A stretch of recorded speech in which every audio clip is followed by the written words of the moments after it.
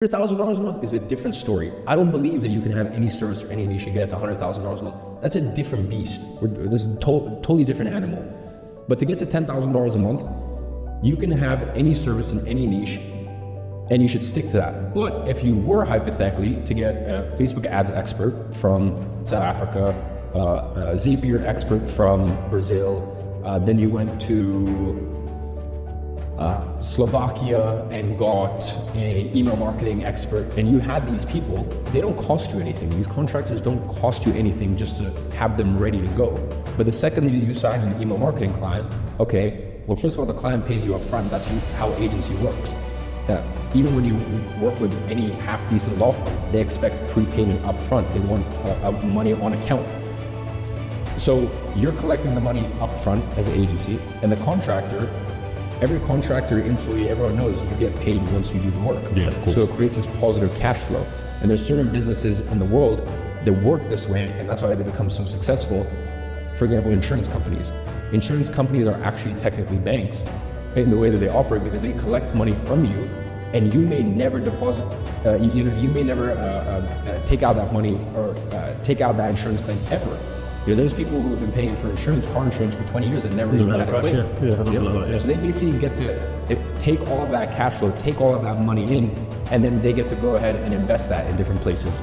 And if you take that same principle and that same philosophy, it's actually very similar to what we're doing here, which is arbitrage. We're getting paid up front, and then the contractor is getting paid once the work gets delivered. So but you have that little positive arbitrage play, and you have that cash flow play right there. It's kind of in the same way like dropshipping. Yeah. In dropshipping, you get the payment up front, and then obviously you pay for the product.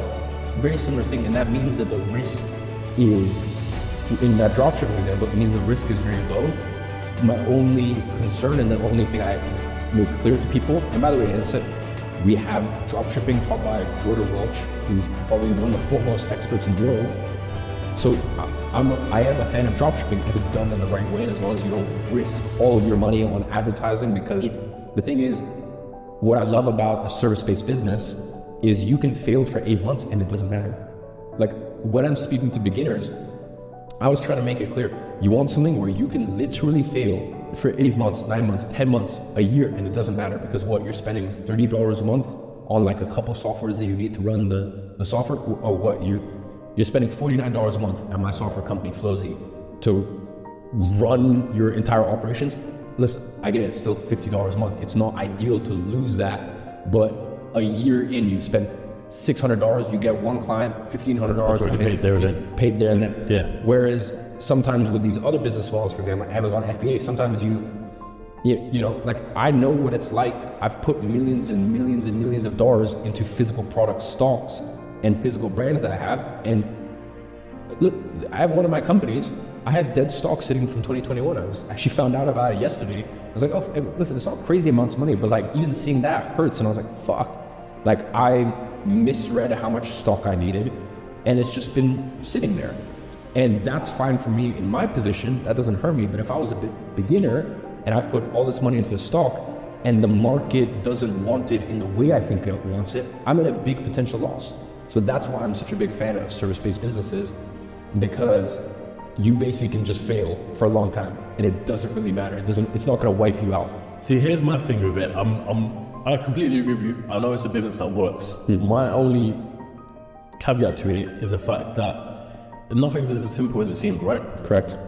And in this case, I know that service-based business like that, like an agency, like a social media agency, whatever the case may be, can be very, very, very competitive. So for someone to get their first client in the first place may be the biggest task out of them all. They may learn everything from yourself, but getting their first client might be the biggest strain of the whole thing that they've ever got put together. Yeah, you're correct.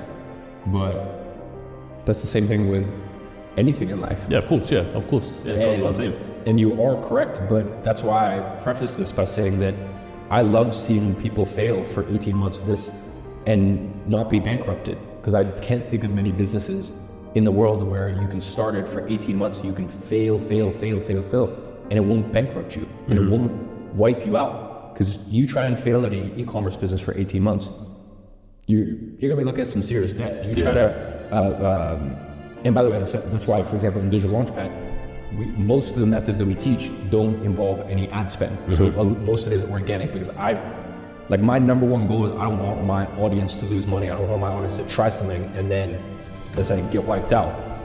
Because I understand, the reason is because I understand how difficult it is when you first start. And I understand that when you first start, more than likely you will fail. It will be harder for longer than you think it will be. But once you get your first success, it'll probably be quicker than you could ever anticipate. Yeah, of course, yeah. And that's just the way the world works. When it rains, it pours.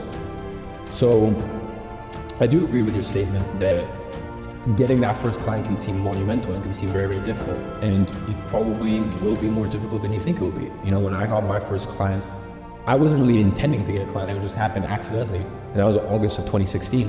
It was 7 months later that I got my second client. So that's 7 months. Most people would give up in that time. But one of the reasons I didn't give up was it wasn't costing me anything to try. Maybe wear 30 pounds a month on some softwares that I was using back then. Yeah.